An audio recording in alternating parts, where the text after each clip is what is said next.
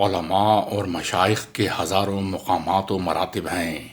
وہ معاشرہ انسانی کی اصلاح ظاہر و باطن کے لیے مختلف انداز رشد و ہدایت پر عمل پیرا ہوتے ہیں، اور ان کے اثرات خصوصیت کے ساتھ مسلم معاشرے پر نمایاں ہوئے ہیں، اگرچہ ان کی اصلاحی کوششیں غیر مسلموں پر بھی اثر انداز ہوتی ہیں، مگر تاریخ عالم نے عالم اسلام کے اذہان و فکر میں جن انقلابات کی نشاندہی کی ہے، وہ ان علماء اور مشائخ کی شبانہ و روز کوششوں کے مرہون منت تھے۔ ان میں صوفیاء خاص طور پر روحانی اور قلبی اصلاح میں مصروف رہے، اور ان کی اس کوشش نے اسلامی معاشرے کی اخلاقی نشوونما میں بڑا کردار ادا کیا۔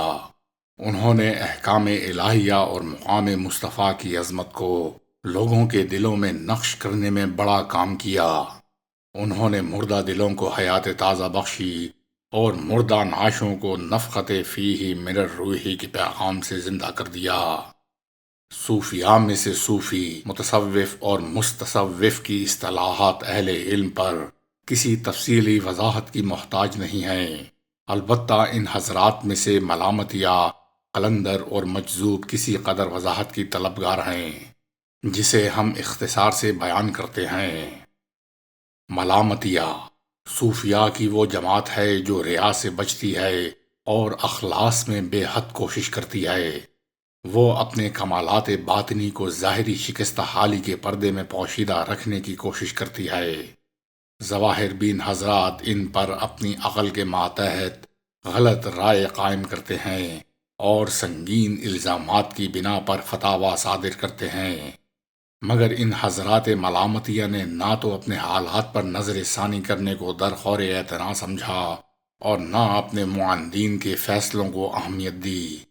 وہ دار و رسن کو مقام عظمت جان کر قبول کرتے گئے، وہ لوگوں کی ملامت کو حرز جاں بناتے رہے۔ قلندر صوفیاء کے ہاں قلندر کا مقام بہت بلند مانا گیا ہے۔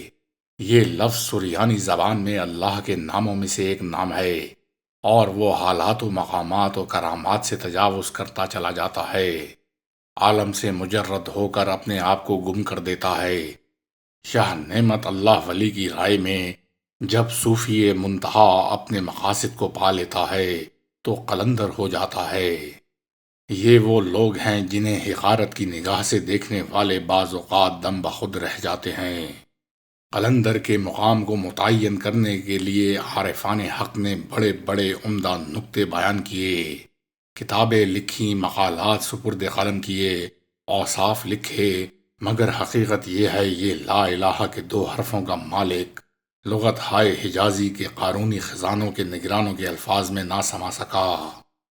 شاہ بو علی قلندر نے کس قدر قلندرانہ بات کہی ہے: گر بو علی نوائے قلندر نواختے، صوفی بدے ہر آن کا بعالم قلندرست۔ یہ شخصیت نہ عبارات میں سما سکتی ہے، نہ اشارات کے دامن میں سمٹ سکتی ہے، نہ اسے الفاظ کے کوزے میں بند کیا جا سکتا ہے، نہ معنی و بیان کے پائمانے میں ناپا جا سکتا ہے۔ حقیقت یہ ہے کہ قلندر کی بلند پردازیاں دین و دنیا کی حدود و قیود کو توڑ کر آگے نکل جاتی ہیں۔ وہ کوچہ محبوب میں پہنچنے کے لیے دیر و حرم سے بہت آگے بڑھ جاتا ہے۔ مجذوب صوفیاء کرام میں مجذوب کا مقام نہایت ہی نازک و منفرد ہے۔ ملامت یا ریاکاری سے بچنے کے لیے سنگ باری طفلائیں زمانہ کے مقام پر آ کھڑا ہوتا ہے۔ قلندر علم و خرد کی قائم کردہ حدود کو توڑ کر دور اوپر نکل جاتا ہے اور ان سرحدوں سے گزرتا ہوا کہتا ہے: آجا رسید ایم کہ عنقا نمی رسید، یعنی عنقا بیچارہ تو پھر اپنی رسائی کے لیے پر تولتا ہے، پرواز کی فضاؤں اور خلاؤں میں تیرتا ہے، مگر قلندر کی پرواز تو ملکوت و ناسوت کی پنہائیوں کو خاطر میں نہ لاتی ہوئی کہتی ہے: ہزار بار میرا نوریاں کمی کردند۔ مگر مجذوب کا معاملہ ان دونوں مقامات سے دگرگوں ہے۔ اسے بیگانے درخور محفل نہیں سمجھتے اور اپنے خاطر میں نہیں لاتے۔ وہ خدا تک رسائی حاصل کرنے کے لیے بطریق سیر کشفی عیانی چلتا ہے، طریق استدلال سے بالکل ناآشنا ہے۔ اس راستے پر چلنے والا سالک بعض اوقات یاد باری تعالیٰ کے غلبے میں پھنس جاتا ہے۔ عالم و مافیہا کے تمام خیالات محو ہو جاتے ہیں۔ من جانب اللہ ایک کشش ہوتی ہے جو باعث ترقیات مزید ہوتی ہے۔ اس حالت کو صفائی مبتدی کہتے ہیں، جو صفائی وقت کی ابتدائی منزل ہے۔ اس حالت کے صوفی کو سالک مجذوب کہتے ہیں۔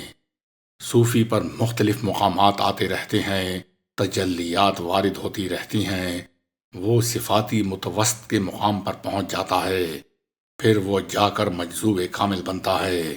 یہ مجذوب واصل ہو کر مقام تعین پر پہنچ جاتا ہے۔ یہ مقام صفائی منتہا ہے، اور اس رتبے پر فائز صوفی کو مجذوب سالک کہا جاتا ہے۔ صوفیاء اسلام کے مجذوبین کی ایک خاص تعداد ایسی ہے جسے تاریخ اور سیر نے اپنے دامن میں جگہ دی ہے۔ مجذوبین کا یہ طبقہ اصلاح عالم کے کسی مقام پر متعین نہیں ہوتا، اور نہ ہی انہیں جذب حقیقی سے ان کی فرصت ہے کہ خلق کی اصلاح کا کام اپنے ذمہ لیں۔